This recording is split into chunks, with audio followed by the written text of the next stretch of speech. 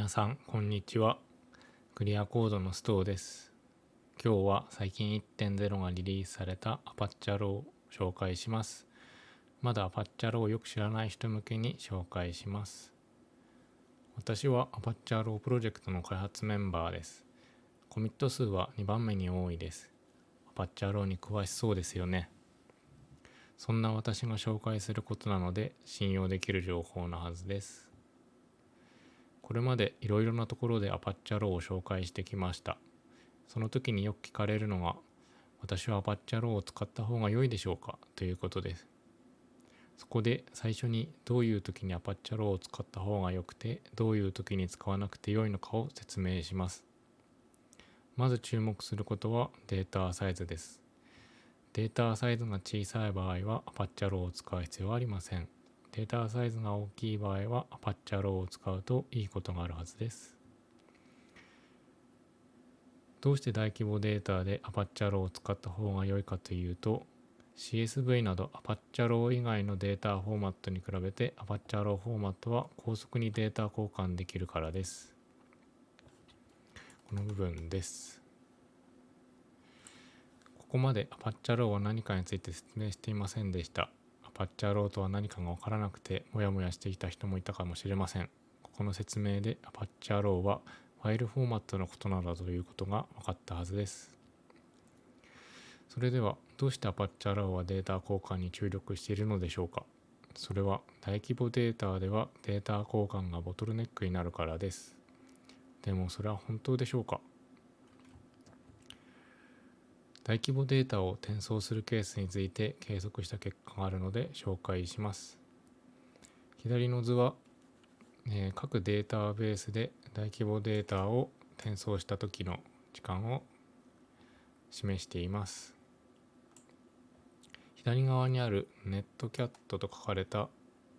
点線のところが CSV フォーマットのデータとしてそのまま転送した時の時間です。一番早い MySQL から大規模データを取得した場合でも単に CSV を転送した時に比べて、10倍時間がかかっています。右側の図はデータ転送にデータ取得にかかる時間の内訳を示しています。リザルトセットシリアライゼーションとデシリアライゼーション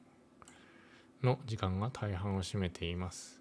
ここがまさにアパッチャローが高速化しているデータ交換処理です。この論文の詳細はこちらの URL にある PDF を参照してください。それでは実際にアパッチャローを使ってデータ交換を高速化したケースを紹介します。アパッチスパークは従来はピクルでスパークと PySpark 化のデータを交換していました。これをアパッチャローにすることで20倍以上の高速化に成功しました。右のグラフはアパッチャローの公式ブログで紹介されているデータを使ったグラフです。実行時間なので棒が短い方が早いです。ピクルを使った場合は20秒ほどかかっていた時間がアパッチャローを使うことで1秒弱になっています。次の高速化の例は Amazon アテナです。Amazon アテナはユーザーが任意のデータソースからデータを取得できる機能を提供し始めました。その機能の名前がフェデレーテッドクエリーです。フェデレーテッドクエリーを使うと Amazon アテナが組み込みで提供するデータ取得機能より遅くなりがちです。しかしアパッチャローを使うことでできるだけ高速に実現できるようになっています。例えば Amazon アテナには Amazon S3 からデータを取得する組み込み機能があります。普通に考えれば組み込み機能なのでフェデレーテッドクエリーを使っているケースよりも速くなりそうです。右のグラフはフェデレーテッドクエリーの SDK のリポジトリ内にあるデータです。スループットなので棒が長い方が高速です。先ほどの Apache Spark のグラフとは読み方が異なるので注意してください。この結果では Amazon S3 から CSV データを取得するよりもフェデレーテッドクエリを使って Amazon S3 から Apache Arrow 形式でデータを取得する方が10倍以上高速でした。このように大規模データの転送はボトルネックになり得ます。どうして Apache Arrow が速いのか気になる人もいるでしょう。しかし今日は紹介しません。気になる人は去年の SciPy Japan で紹介した資料を参考にしてみてください。Apache Arrow すごいじゃんという気持ちになってきましたよね。いつも Apache Arrow を使っちゃおうかなと思っている人もいるかもしれません。でもちょっと待ってください。常に Apache Arrow が最適とは限らないのです。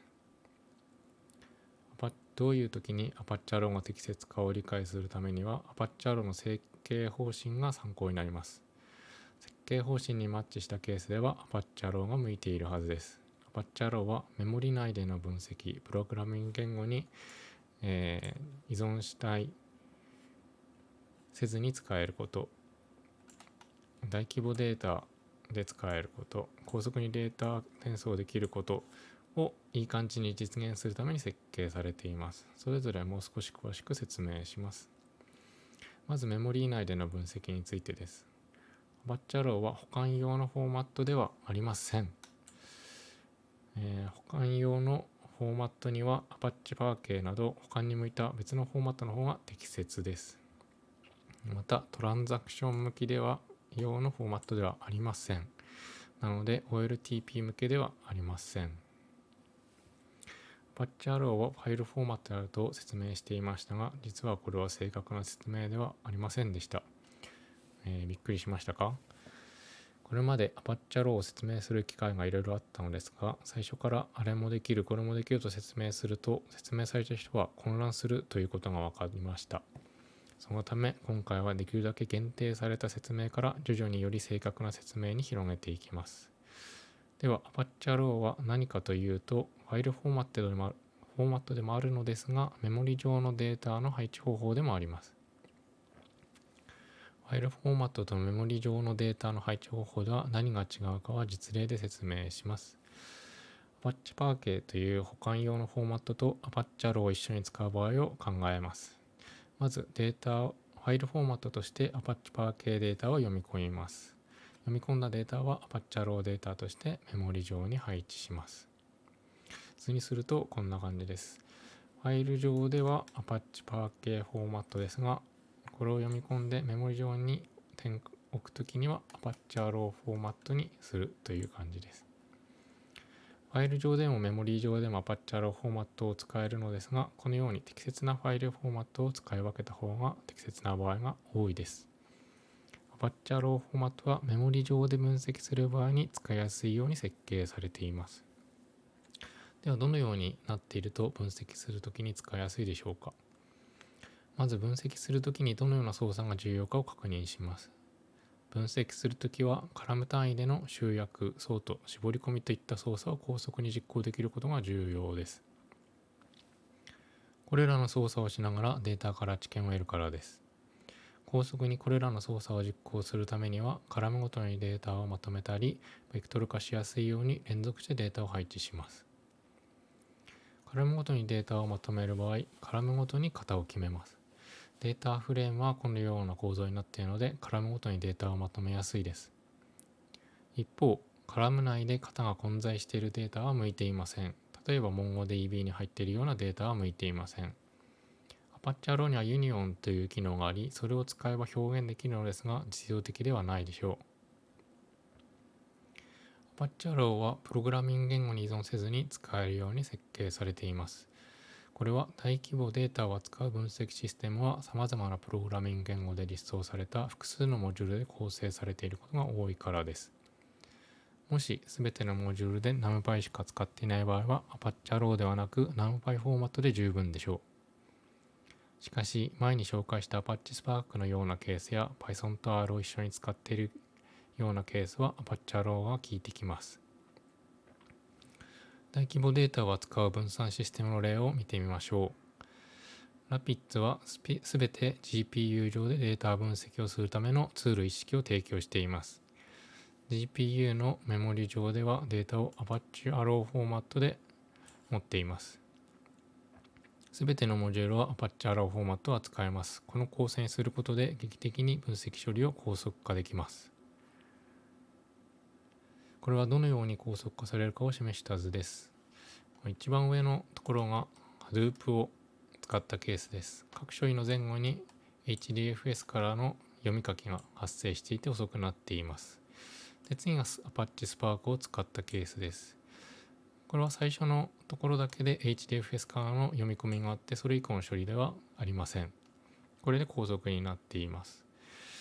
で、次が GPU を活用したケースです。これも最初に HDFS からデータを読み込んでいますが、各処理の間に GPU と CPU 間でのデータ交換が発生しています。一番下が Rapids を使ったケースで、最初に Apache Arrow 形式のデータを読み込んだ後は、データ変換が必要なく処理がスムーズに流れています。こうすることで、Apache Hadoop のケースよりも、1万倍速くなるようなケースもあるということです。データサイズについてもう一度考えてみましょう。データサイズが小さい場合は何を使っても力技でなんとかなります。しかし大規模データではそうもいきません。Apache Arrow は大規模データを前提に設計されているので、大規模データを使うための仕組みがあります。一つはメモリマップという仕組みに対応していることです。メモリーマップを使うと一度に全てのデータをメモリ上に載せなくても処理できます。レコードバッチは大規模データを小さく分割して処理する仕組みです。レコードバッチ単位で処理が完結するなら、ストリームとして大規模データを処理できます。メモリマップについて図にしてみました。ファイルシステム上にあるデータを一部だけメモリ上にロードして処理できます。データをメモリ上にどのデータをメモリ上に載せるかどうかは OS が管理してくれるので、プログラムはシンプルになります。レコードバッチについて図にしてみました。大規模データでも複数のレコードバッチに分割して、それぞれのレコードバッチを処理すればストリームとして処理することもできます。Apache Arrow は高速にデータ転送できるように設計されています。ネットワーク帯が十分にある場合はシリアライズを高速化してデータ転送を高速化しています。シリアライズが遅いというデータがあることは最初の方で示してましたが、覚えていますか？一方、ネットワーク体験がボトルネックになる場合は、シリアライズの高速化だけでは対応できません。より小さなデータになるフォーマットの方が高速になるでしょ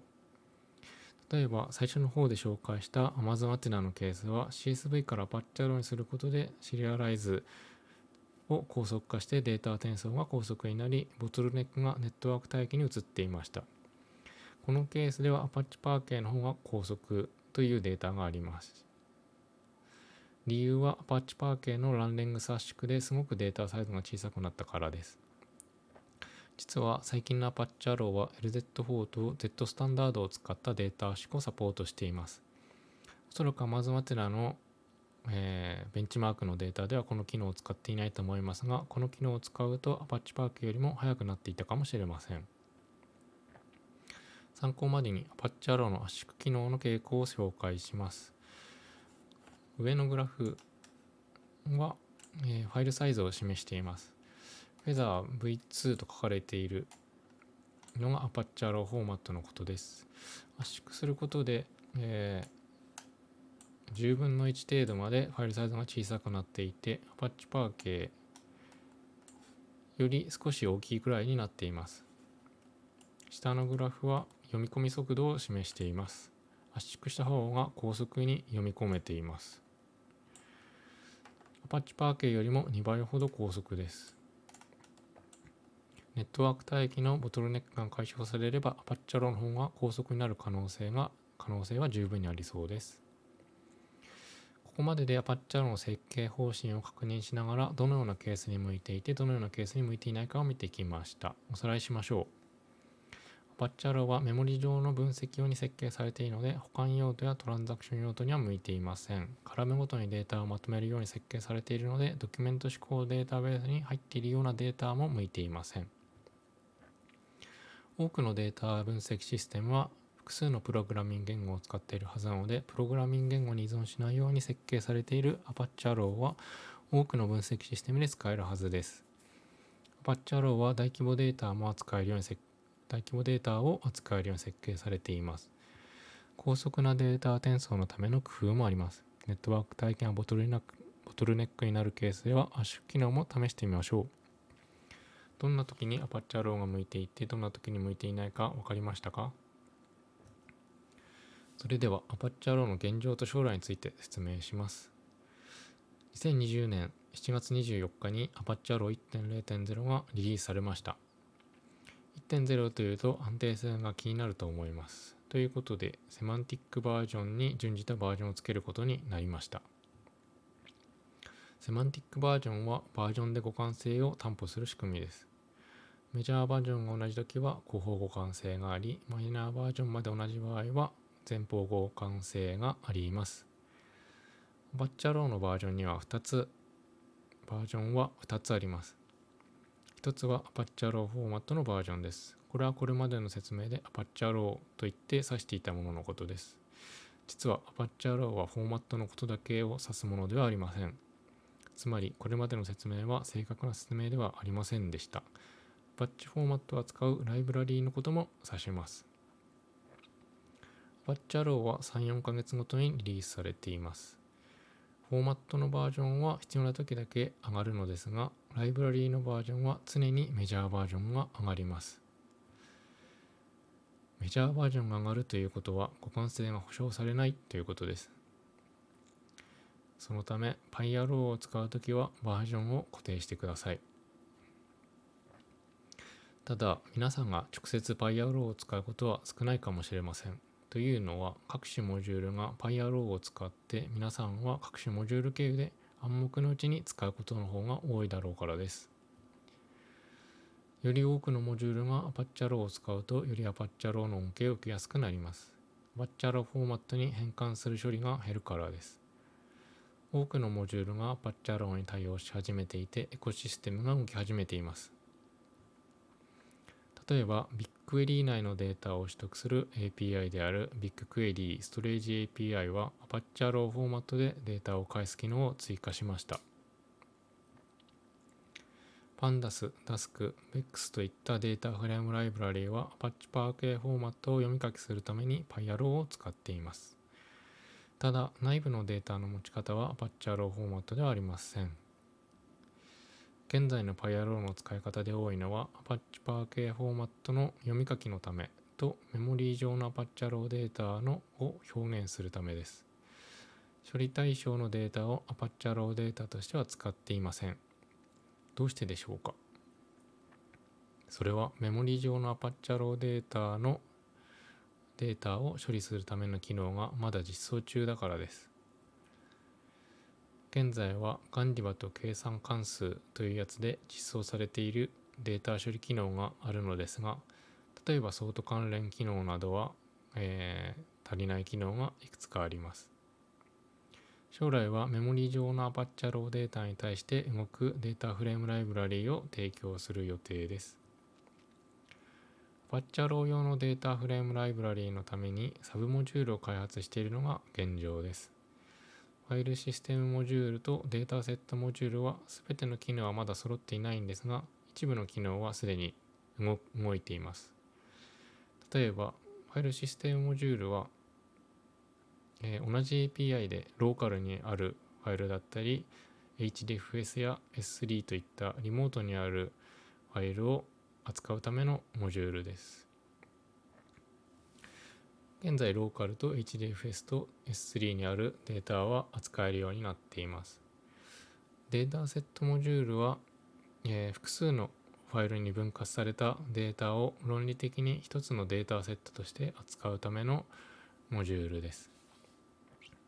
これは先ほどのファイルシステムモジュールの上に実装されていて、リモートのファイルでもローカルのファイルでも同じように扱えます。統一的に扱ってくれます。現在は Apache Arrow フォーマット、Apache Parquet フォーマット、CSV フォーマットのデータを、まとめて扱うことができます。で、これらを使ってクエリエンジンモジュールとさらにその上にデータフレームモジュールを、実装する予定ですが、これらはまだ実装されていません。クエリエンジンモジュールは、データセットモジュールなどからデータセットモジュールで取得してきたデータに対してクエリを実行する、高速にクエリを実行するモジュールです。データフレームモジュールは、今まで紹介してきたようなサブモジュールを、便利に使うための API を提供します。普通のユーザーはこのレベルの API を使って便利にデータを処理することになります。今日の話をまとめます。今回はどのような時にアパッチャローが向いていて、どのような時に向いていないかを説明しました。アパッチャロー 1.0.0 がリリースされたことでユーザーは増え始めています。パンダス経由などすでに知らないうちにアパッチャローを使っていることもあるでしょう。ただ、まだ PyRO でデータを処理できません。でもすぐに使ってみたいですよね。そんな皆さんはぜひアパッチャローの開発に参加してください。開発に参加すると欲しい機能をより早く実現できます。開発に参加する方法は公式サイトに説明があります。日本語で相談した場合は、レッドデータツールスというプロジェクトに来てください。私が始めたプロジェクトで、私をはじめとしてアパッチャローの開発に参加している人が数人いるので、